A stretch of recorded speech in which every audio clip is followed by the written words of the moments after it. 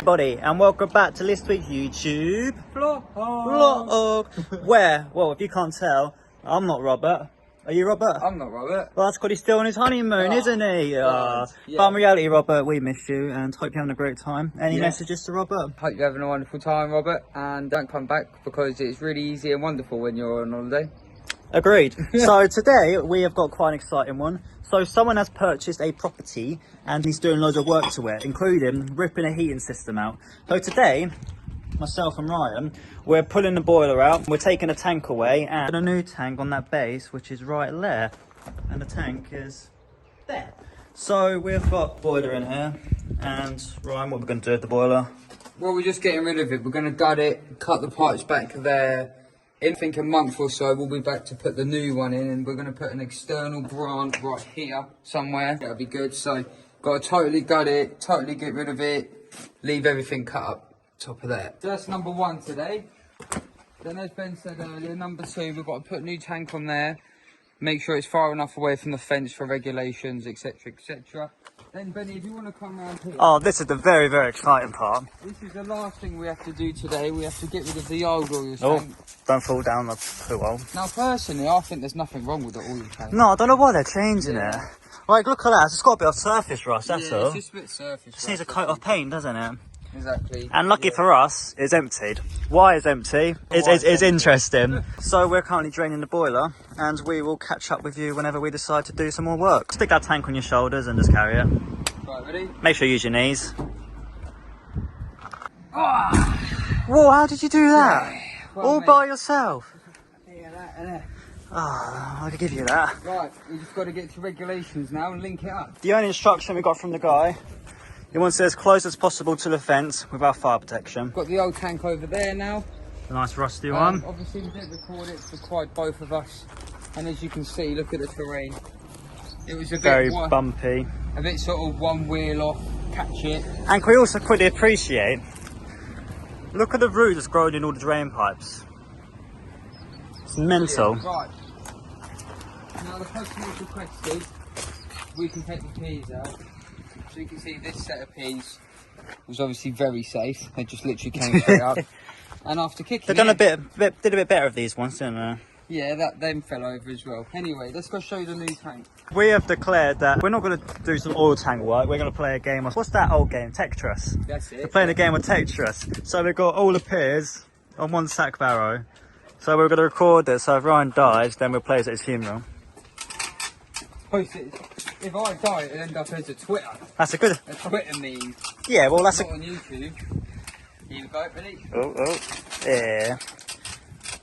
Well, good content. It'll be a viral clip.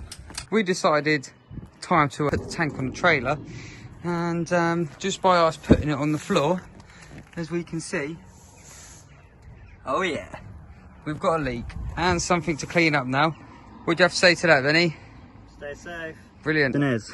Will it pass the screwdriver check? Oh no.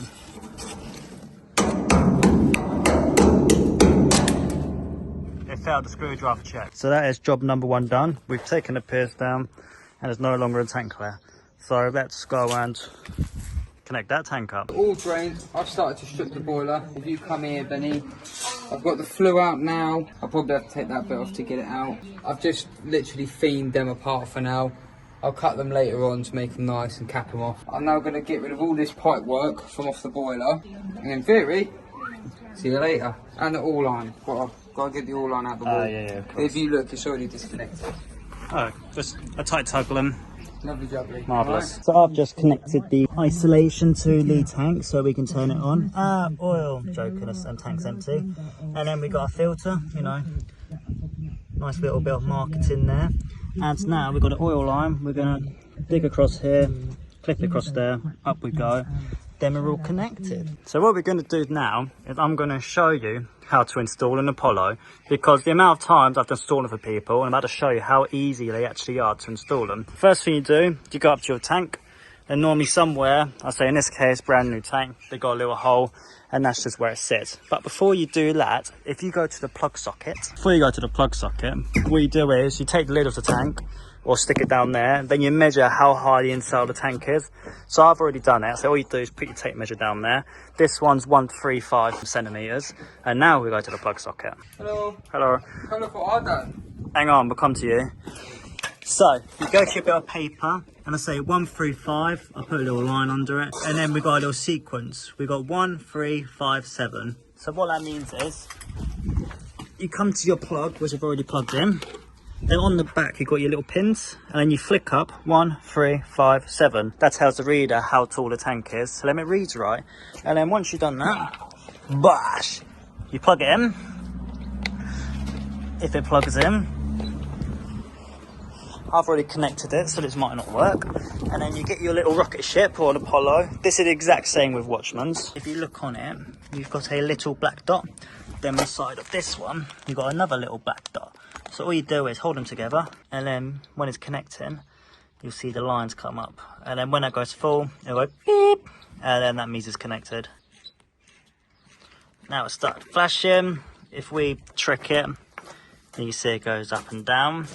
And now we go back over to Mr. Oil Tank. We're oil tank in the packet. I say the exact same with basically most electronic readers. You got your 2 screws, 1, 2, pull in your oil, screw it in, and off you go. So as you can see, the oil tank is in place, and well, I know what you're thinking, well, how comes it can go there, or what are the regulations and stuff? So I'm going to show you all the regulations that we needed to use on this one.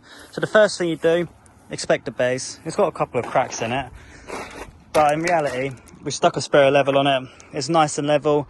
You got your 300mm around it. That's absolutely fine. And then from a boundary / combustible material, has to be 460mm. And if you think I'm wrong, if you look in Mr.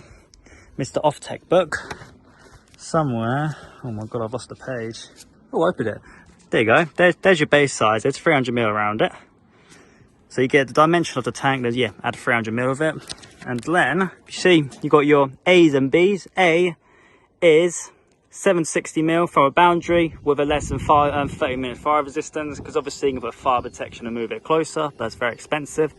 Then 1.8 meters from a building or structure offering less than 30 minutes fire resistance. We got a good base, right size.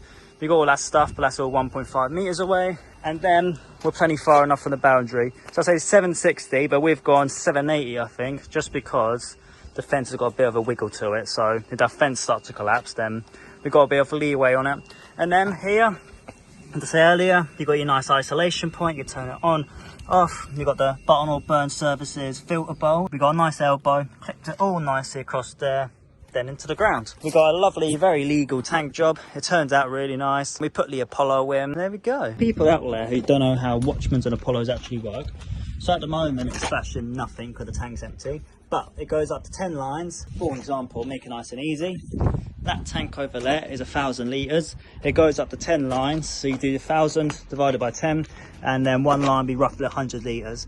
So that's the same. If you've got a 1,500 litre oil tank, then divided by 10, there'll be about 150 per line, and then it just goes up and down. Then when it gets to 2 lines, it'll flash at you, means you need to fill up, and then as you see, it starts flashing, yeah, little pump symbol, and when it's on 0, it means you've got no oil in the tank. Well, Ryan has been up to list, as you saw. So, well, where's it gone? This bit of boiler there. So the boiler's all taken out. There's no pipe work left over. We'll either chuck a couple of caps on that. I'll say, there we go. We've got rid of the boiler, new tank, and then we took away that old rusty thing, which is sideways up there. And lovely load there, and it's blue and rusty. Sorry for the abrupt ending. Ryan and Ben never actually filmed an outro to this. They've been really busy this week with Rob still being away on his honeymoon, but I hope that you enjoyed a nice short video this week. Rob will be back next week like normal for another amazing Bobbers video. Leave us a comment down below for any suggestions or any thoughts, or just to say hi. We love comments, and we will see you Bobbers next week. Stay safe.